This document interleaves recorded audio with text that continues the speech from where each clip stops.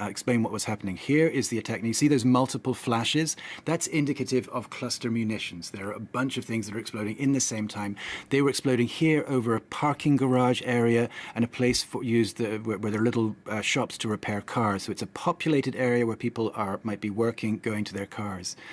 Here's another image of the same. Oh, this is in the residential area. Now you can just about see that. That is the tail section of one of these rockets that has landed. Now the tail sections land without exploding, so they're less dangerous than the explosive sections, but they do land. This one landed in a residential area. Is there any way, Derek, of verifying who's firing these rockets?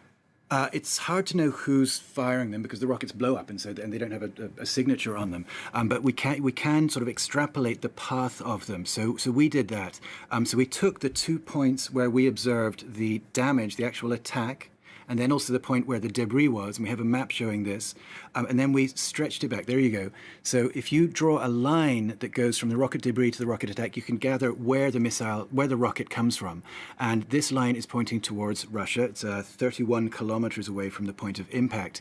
And we have a colleague, because when we do this work, we're often sharing information with other people who are in the open source investigation community. And we have a colleague called Michael Sheldon at the Atlantic Council who took the same 2 points that you see on the right of that map. Those are the 2 points that we were able to geolocate. There was another attack on the same day. He took those 2 points as well. He drew his line on the left. And then he extended those further to the northwest towards Russia. And we can see our next image here. We have a separate graphic. There we go.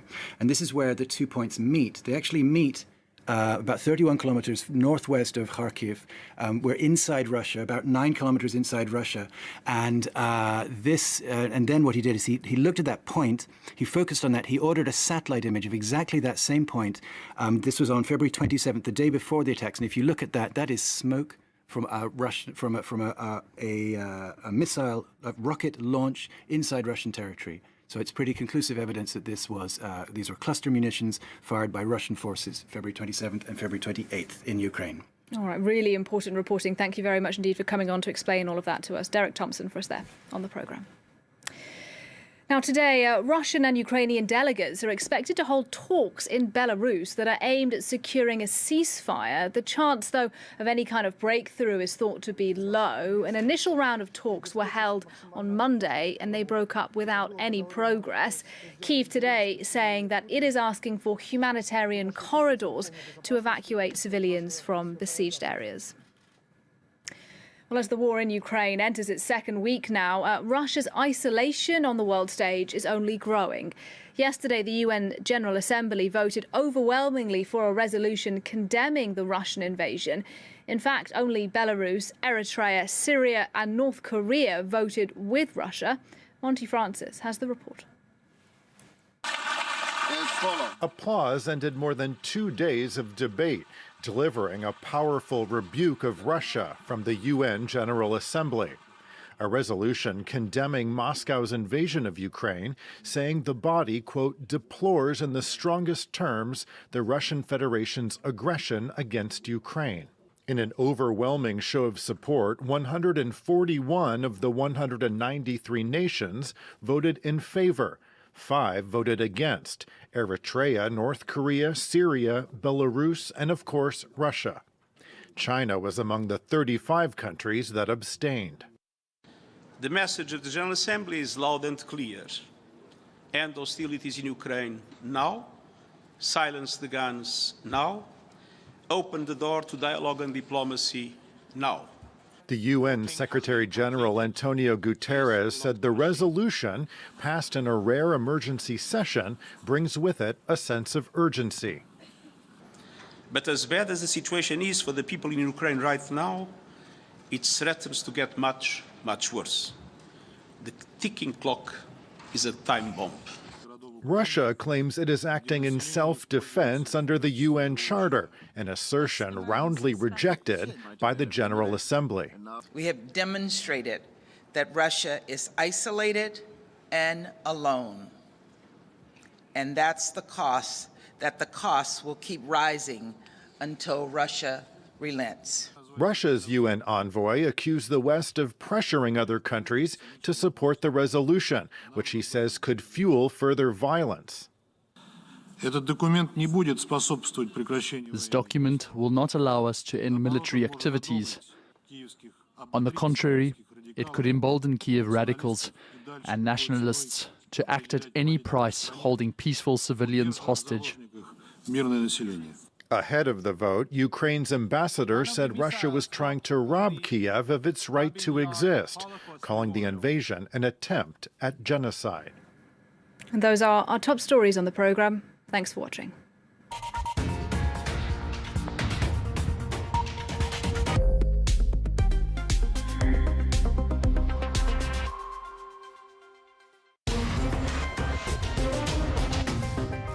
Hello and welcome to Middle East Matters. I'm Julia Kim. In this week's show, we'll take a look at how the region is being affected by Russia's invasion of Ukraine. Turkey is forced to take sides as two of its major partners go to war. Ankara announcing it's limiting a key route for Russian warships by sealing the Bosphorus and Dardanelles Straits. We'll speak to the EU's former ambassador to Turkey shortly. Well, as the war in Ukraine sparks fears of a global energy shortage, we'll take a look at the economic ties between the oil-producing Gulf nations and Russia with France 24's business editor Kate Moody. Now, for years, NATO member Turkey has enjoyed strong economic and political relations with its two Black Sea neighbours. But that could change now that Turkey has decided to seal the Bosphorus and Dardanelles Straits. The move, requested by Ukraine, limits the movement of Russian warships. Under the 1936 Montreux Convention, Ankara has the right to limit transit through its straits during wartime. But it had resisted doing so until Sunday, when it finally officially recognised Russia's invasion of Ukraine as a war. A declaration from Ankara limiting access to the Dardanelles Strait for Russian and Ukrainian warships. Under the 1936 Montreux Convention, Turkey has control over the Dardanelles and Bosphorus Straits connecting the Mediterranean and Black Seas, and can limit the passage of warships in the event of war. Ukraine has been asking Turkey to apply this measure since Russia's invasion began.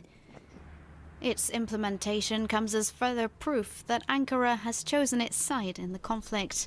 Though less than a month ago, even as Russian troops were already massed at Ukraine's borders, the Turkish president took a more neutral position on a visit to Kiev, offering to host a summit between the leaders of the two countries. Turkey is prepared to undertake its part in order to end the crisis between two friendly nations that are its neighbours in the Black Sea. On the same day, while signing a free trade treaty, Turkey committed to supplying attack drones to Ukraine.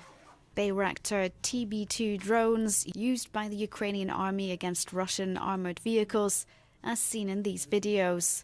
Recep Tayyip Erdogan, though diplomatically closer to Russia in recent years, went on to firmly condemn its invasion of Ukraine. We find the military operation launched early this morning against Ukraine's territory unacceptable, and we reject it.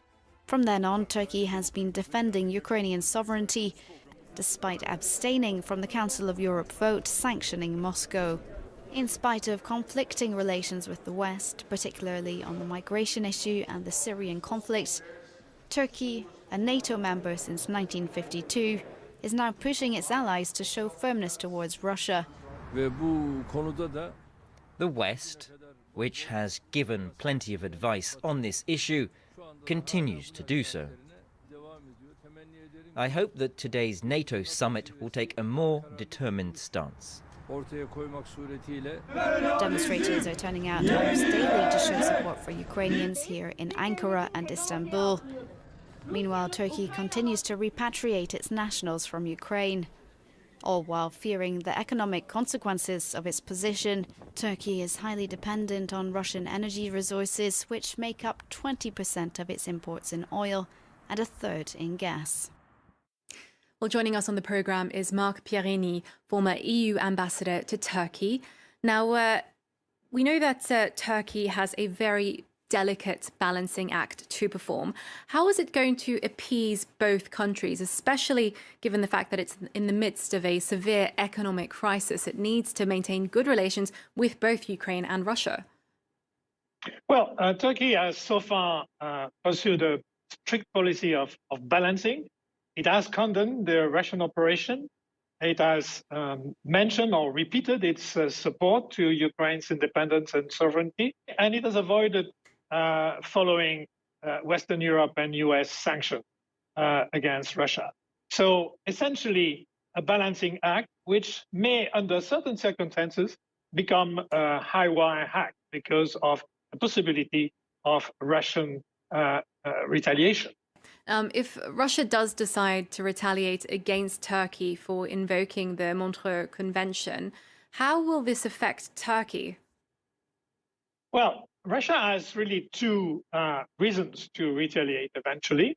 One is the Straits, as you mentioned. The other is that Turkey has sold armed drones to Ukraine, the now famous Bayraktar TB2, which are proving to be very useful to the Ukrainian forces. So there are two reasons.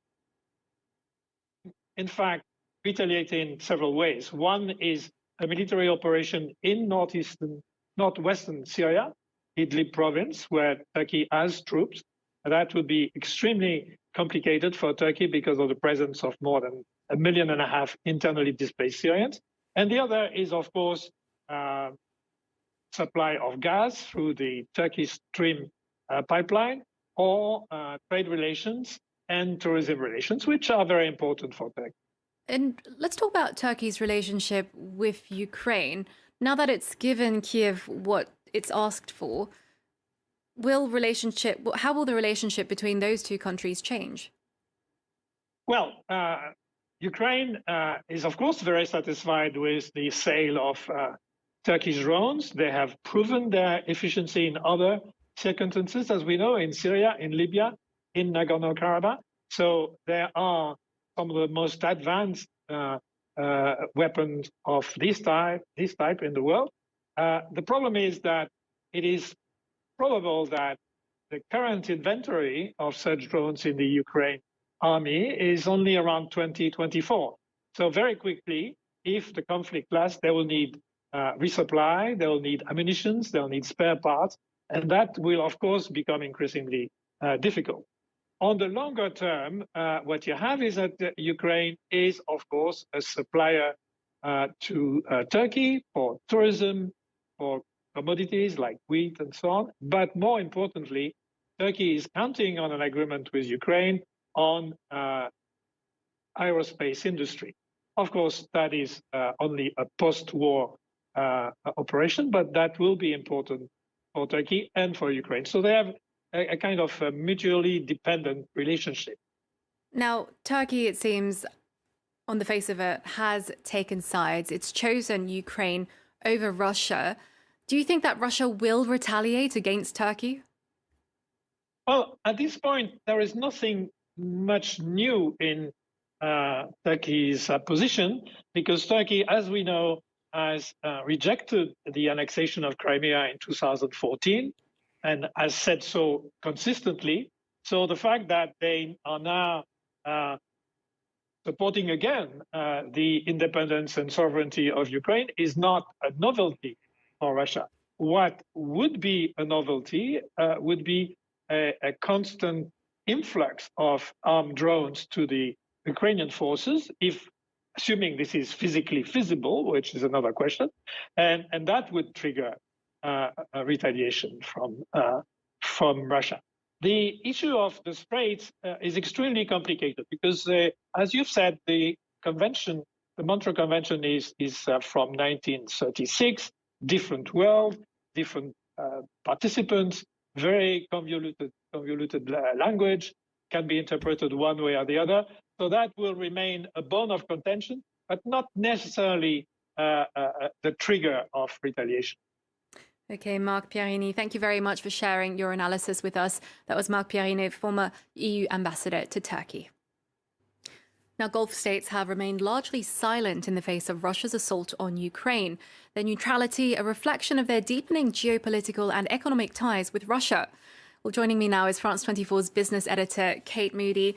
Kate, one of, if not the major areas of overlapping interest is the energy sector, and in particular oil production. Yeah, Saudi Arabia and Russia are the two major players and biggest producers of OPEC+. That's the group of oil-producing countries that have been coordinating their output in an effort to regulate global supplies and prices. Now, they've been very cautious about increasing supplies in recent months, despite soaring demand and soaring prices. And that's partly because they stand to benefit, right? Because companies and countries that sell oil earn more money when prices are high. Now, Russia's invasion of Ukraine has prompted still more concerns about global energy supplies. The spiraling conflict and ensuing sanctions could potentially interrupt shipments of oil and natural gas. And on the day of the Russian invasion, we did see the price of Brent crude soaring over $100 per barrel for the first time since 2014. Now, it has been suggested that other countries like Saudi Arabia, the United Arab Emirates, and other OPEC members could help to fill that potential shortfall. But Riyadh in particular has really been resisting that pressure to pump more. It says it remains committed to the stance that's taken by OPEC+. Some analysts see that as a sign, if not of tacit support for Moscow, then at least a sign that it's going to try to stay in a fairly neutral stance, at least for now. And what about broader trade between Russia and Middle Eastern countries? Well, Turkey is the only major trading partner in the region for Russia. It accounts for about 5% of overall Russian exports. The rest of the Middle East and North Africa together account for another 5%, and that's mostly fuel and consumer goods. Now, having said that, trade between Russia and the Gulf states has nearly doubled in 5 years, from about $3 billion in 2016 to more than $5 billion last year. That's mostly with the United Arab Emirates and Saudi Arabia. There's also a growing arms trade in the region. Sales to the Middle East have accounted for about a third of overall Russian arms exports in recent years. Algeria, Egypt, and Iraq are the biggest customers there. Last year, Saudi Arabia and Russia signed a military cooperation agreement, and Moscow has played a really decisive role in some of the regional conflicts, including Syria and Libya. Now, some other areas to keep an eye on throughout this conflict. Tourism could be affected throughout the Middle East region. Dubai, in particular, is a real hotspot for the Russian elite, both for vacations and for investment. And beyond the Gulf,